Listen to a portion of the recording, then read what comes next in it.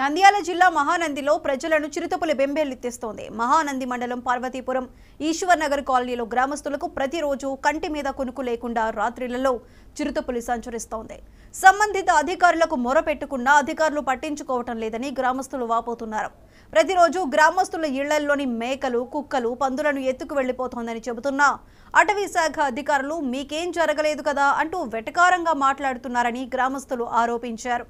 ఇప్పటికైనా ఉన్నతాధికారులు స్పందించి తగు చర్యలు తీసుకోవాలని మహానంది గ్రామ ప్రజలు విజ్ఞప్తి చేస్తున్నారు.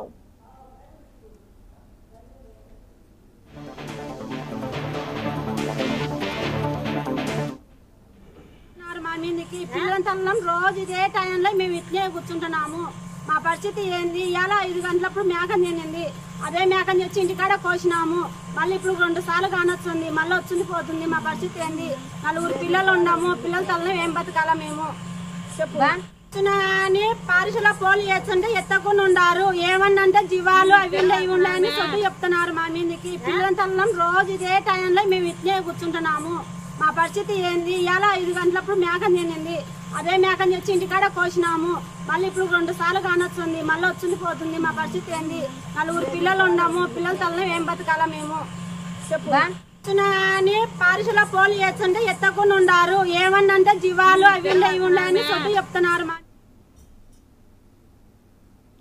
పశ్చిమ